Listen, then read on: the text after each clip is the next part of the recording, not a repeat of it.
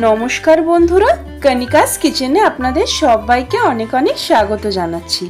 আজকে আমি চলে এসেছি ভেন্ডির একটি মুখে লেগে থাকার মতন রেসিপি নিয়ে। এটাকে আপনারা ভেন্ডি, কুমড়ো, আলুর সর্ষে বাটা দিয়ে ঝালও বলতে পারেন। এটা বানানোও ভীষণ সহজ, খেতেও দারুণ লাগে।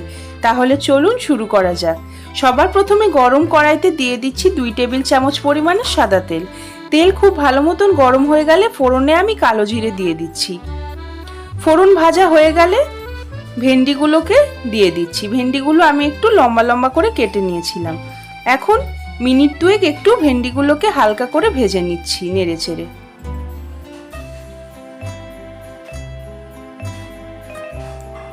ভেন্ডি ভাজা হয়ে গেলে দিয়ে দিচ্ছি কুমড়ো আর আলু। কুমড়ো আর আলু আমি ডুমো আর একটু সরু সরু করে কেটে নিয়েছিলাম। এখন নেড়ে চেড়ে এটাকেও প্রায় 1 মিনিট মতন ভেজেছি। তারপর আমি দিয়ে দিচ্ছি স্বাদ অনুসারে লবণ, সামান্য একটু হাফ চামচ মতন হলুদ গুঁড়ো আর হাফ চামচ মতন লাল লঙ্কার গুঁড়ো। আবারও সমস্ত কিছু নেড়ে চেড়ে একটু মিশিয়ে নিচ্ছি। সমস্ত কিছু মেশানো হয়ে গেলে আমি দিয়ে দিচ্ছি সর্ষে বাটা। এখন আবারও নেড়ে চেড়ে ভালো করে সর্ষে বাটার সঙ্গে সমস্ত কিছু মিশিয়ে নিচ্ছি। তারপর দিয়ে দিচ্ছি সামান্য একটু জল আর 1 চামচ মতন চিনি। এখন এটাকে 10 মিনিটের জন্য আমি ঢাকা দিয়ে রাখবো। 10 মিনিট পর আমি ঢাকনা খুলে নিচ্ছি। সবজি এখন প্রায় 50% মতন, 50%-এরও বেশি সেদ্ধ হয়ে গেছে।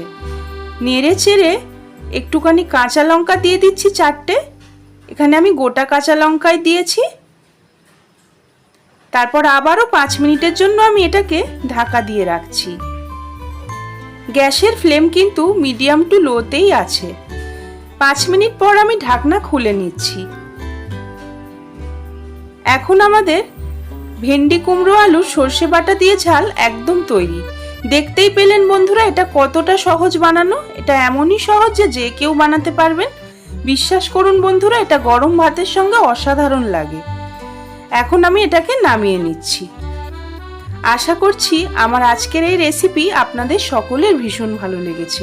ভালো লাগলে একটি লাইক করার অনুরোধ রইল। আমাকে কমেন্ট করে জানাবেন যে আপনাদের কেমন লাগলো।